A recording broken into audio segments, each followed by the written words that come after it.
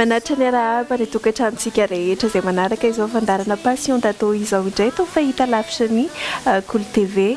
Ny fandarana efa hainareo fa manolotra sy mampafantatra ny talenta sy ny fialamboly ireo tanora amin'izao fotoana izao amin'ity an'ity dia hiaraka amina tovovavy isika manana maha izy azy eo amin'ny sehatra ny fanatanjahantena, mozika fa indrindra ny resaka échec. Ary izay indrindra no fatapataritsika ho adiadintsika mahakasikazy dia ny fitiavana izany échec izany sy ny lalana ny diaviny tao anatin'ny filovana ity échec ity. Andao ary manasanao anaraka ny fandarana hatramin'ny farany.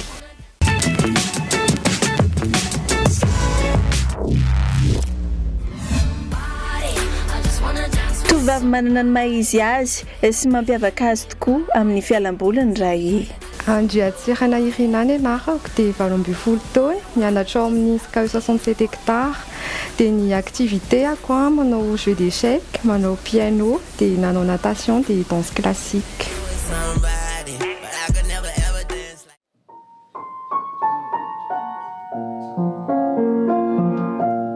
Raha ny mozika no fialamboly ny fantohan'ny Irina tamin'ny voalohany dia nihitatra izany taty aoriana ka voasarika tamin'ny resaka échec ihany koa izy.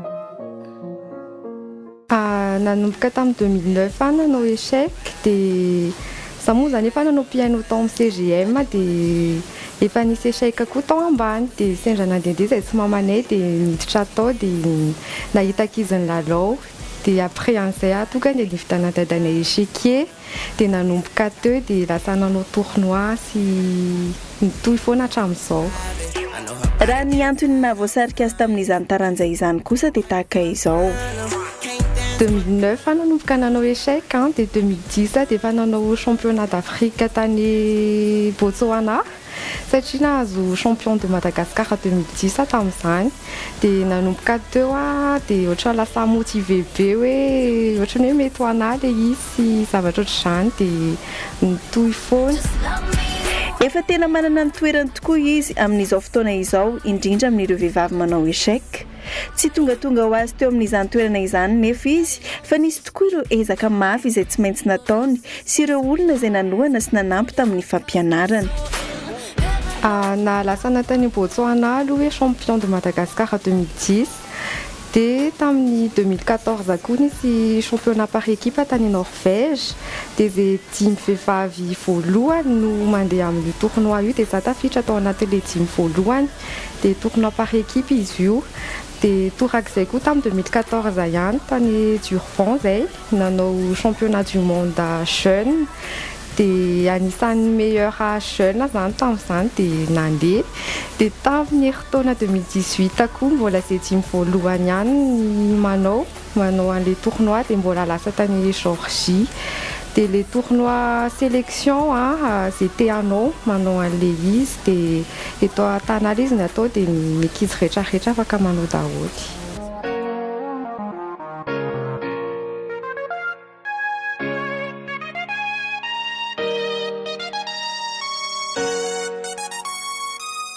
Kotrana foana nampiany président fédération monsieur Yves Rakotomaharo izy nampianatra ana voalohany dia efa nampianariny monsieur Mantra koa izy ny président amin'ny club CGM dia nianatra teny foana milalao amin'ny internet dia manao tactique mianatra stratégie dia mijerijery vidéo dia voatra teny dia efa tiako koa moa ilay izy dia hoe ho ataoko tsara dia mba ahitana résultat.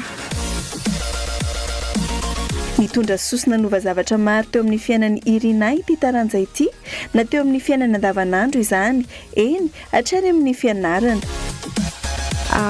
Tiavako an'ilay échec ilay izy aloha izany dia efa défi hoe sady défi ho anahy hoe midony amin'ny meilleur avaty amiko foana dia hoe misy adversaire hoe dia manana esprit ana combativité foana dia sady nanampy anahy amin'ny fianarana koa ilay izy lasa ohatrany hoe mora migérer situation, mora mavita micréer zavatra indépendante kokoa satria rehefa eo amin'ny échec ianao dia ianao reriny hoe dia ianao manao an'izay tianao hoe dia ohatr'izay koa ny amin'ny fiainana hoe misurpasser foana amin'izay zavatra atao rehetra. ny any lafiratsiny hitany Irina amin'ity sehatra ity angamba dia ny fotoana ihany. Ny lafiratsiny angamba dia hoe mila kotrana be satria misy hoe 8 heures par jour ianao mikotrana raha hoe tena hoe manomana tournoi sy ohatr'izany.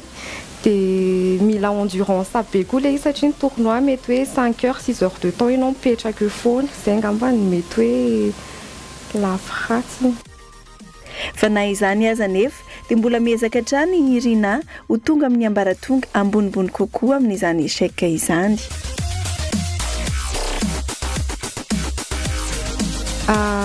Amin'izao fotoana izao efa nahazo titre hoe candidat maître dia mbola te hivoatra foana hoe mbola azo titre ambony noho izay dia mba hiparticiper amin'ireny championnat du monde ireny sy ny championnat international izay misy na africaine.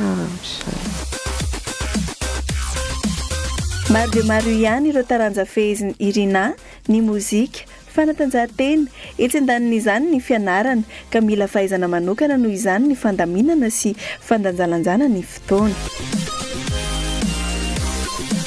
Ny fikotranako échec amin'izao 2 fois par semaine dia rehefa fotoana tsy mianatra no mikotrana dia za amin'izao mbola 4 heures eo no mikotrana fa ny grand maître ny tena efa hoe 8 heures par jour. Dia rehefa malalaka zany dia mifameno eo zany no fianarana sy ny échec sy ny piano mifameno fa mila mahay migérer fotoana tsara fotsiny. Raha ny fahitan'ireo manodidina ny fivoaran'ny Irina eo amin'ny échec indray dia tahaka izao.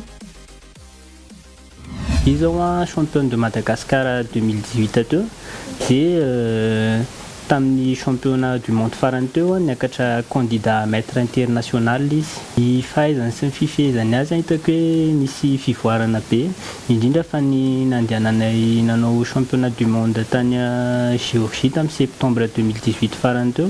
Hitako hoe nisy fivoarana be mihitsy izy na amin'ny lafin'ny concentration ary satria ny échec koa mantsy manefy ny olona ho responsable. Irina aloha dia vehivavy tena mendrika ao anatin'ny tontolon'ny échec sady anisany tena hoe ohatrany hoe azo lazaintsika hoe leader zany satria izy zao no manana ny mitarika zany amin'ny vehivavy eto. Misy vehivavy hafa moa zany mitarika fa tsy mipetraka eto an-toerana fa ny ivelany fa raha ny hoe mipetraka eto Madagasikara dia izy ny voalohany. Manana ny mampiavaka azy tokoa izy nefa ihany koa dia manana ny fahalemeny. Tena point fortny izy courageuse be, tena matanjaka izy.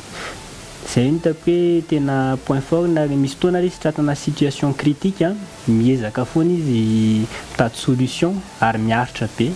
Ny point faible ny kely fotsiny misy fotoana izy kamokamo kely izay fa amin'ny mahatanora moa zany dia mandeha amin'ny fotoana ny zavatra rehetra. Mbola tanora tokoa nefa ny tovavy noho izany mbola manana fotoana maro hanatsarana sy hampivoarana trano ny traikefananany. Eo anivon'ny fiarahamonina dia hita ho miavaka tokoa Irina amin'izao fialambolina izao sy amin'ny mahasangany azy amin'ny sehatra io. Any ka maro ihany ireo mihevitra ny jeu d'échec ho an'ny sokajin'olona marani-tsaina be ihany. Nefa dia natao ho an'ny olona rehetra tokoa izany ary rehefa manomboka manana ny toerany ihany koa izy ity eto Madagasikara.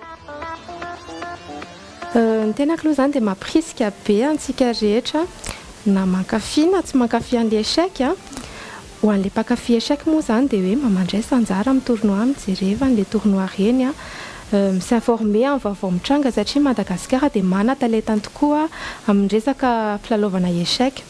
Dia ho an'ireo mbola tsy mankafy an'ilay taranja moa zany dia misy antony matoa hoe tsy ankafizin'ny olona ilay izy mety hoe fampibanao an-tsain'ny olona hoe sarotra be ilay izy tsy takatry ny saina olona intelligent ihany mahavita manao anazy dia disoko aloha ilay izy satria ny olon-drehetra afaka manao anazy daholo.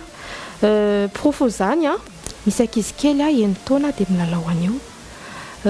Ankoatran'izay izy ity taranja tsy natokana ho an'ny tanora na ny olon-dehibe na ny olona intelligent raha fitentsika satria misy ankizy kely manomboka eny taona misy lehibe senior ary misy koa mbola vétéran efa misy 80 ans mbola milalao fa izy ity zany dia fitezana ara-tsaina akoatra amin'ny hoe sport anazy sy ny fisina organisme tahaka ny ligue sy fédération dia mitondra vokatsoa be ho an'ny sain'ny olona mihitsy zany le izy.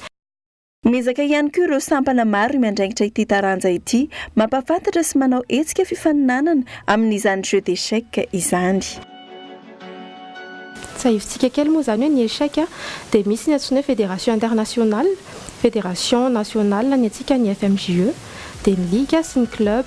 Ny torantsika moa zany tao anatin'ny 5 taona tsika dia nahitana fivoarana be mihitsy satria dia misy fandraisana anjara tamin'ny tompon-dakana Afrika sambany tamin'ny tantaran'i Madagasikara koa mba hoe nandray anjara tamin'ny Coupe du Monde dia nahitana vokatra tsara aloha hatreto misy Madagasikara zany fa 5 eto Afrika. Raha ny malagasy aloha ataontsika hoe le tena joueur tena efa tia an'le taranjany tena hoe mpanao compétition matetika sy anatina club fa izahay zany avy eo amin'ny ligue sy eo amin'ny fédération ihany koa mampirisika ny fandraisana malagasy anjara amin'ny filalaovana échec izay efa misy ny fampirisihana ny ankizy kely amin'ny alalan'ny programme mini chess dia misy koa ny learning school fa ankoatr'izay koa zany dia efa misy ny projet de vulgarisation ahafahana mampafantatra ny olon-drehetra hoe betsaka ny tombotsoa azo avy amin'ny échec dia mampirisika ny olona ilalao an'izy io. Farany ary dia izao no hafatra ho an'ny Irina ary ihany koa ho an'ireo tanora manaraka ny fandarana passion d'ado ary indrindra ireo izay liana ao anatin'ny tontolon'ny jeu d'échec. Ny afatra sy torohevitra tolotra azy zany dia hoe toizy tsara ny échec fa ny fianarana prioritaire foana ny fiainana. Ny sport zany manampy anao mba hita lalana hafa mba hoe mitombo eny kokoa ny expérience ny zavatra afaka atao. Ny afatra angambany dia hoe ankoatra ny fianarana dia ilaina koa ny activité hafa dia manosika ireo ray aman-dreny koa hoe dia mbola kely ny ankizy dia efa hampanaovina activité. Efa mivoatra be mihitsy ny échec eto Madagasikara indrindrandrindra fa tao anatin'izay 5 taona izay hita hoe efa miezaka ny fédération hoe misy tournoi foana misy sélection dia efa hitako hoe ny tombony vehivavy fa mbola manentana antsika vehivavy hoe mba afantatra an'izany jeu d'échec azany siditra ao anatin'ny tontolon'ny échec. Dia Madagascar 148e taloha teo alohaloha teo dia amin'izao tsika 112e raha eran-tany dia amin'ny zone Afrique tsika 5e amin'izao.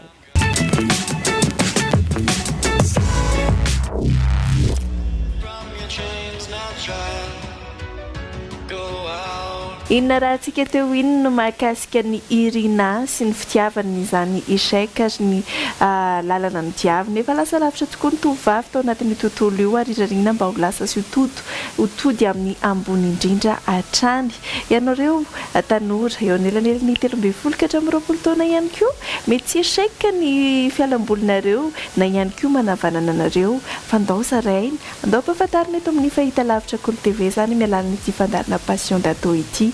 Vonina trany izahay fanerasera aminareo amin'ny alalan'ny page Facebook ny Kolo TV FM mazava ho azy na ihany koa mifampiresaka mivantana mihitsy isika miantso ny larana eo ambany eo izay efa hitantsika fahita lavitra amin'izao fotoana izao dia mifampiresaka manambara sy manazava aminareo ny tenako amin'izay fotoana izay manahoana ny fanidinana sy ny fandraisana anjara ato amin'ity fandarana ity. Izay ny anio manaraka mbola hiaraka aminareo eto foana izahay amin'ny alalan'ity fandarana passion d'ado ity fa dia mametraka amin'ny veloma mandram-piona indray aloha amin'ny manaraka indray.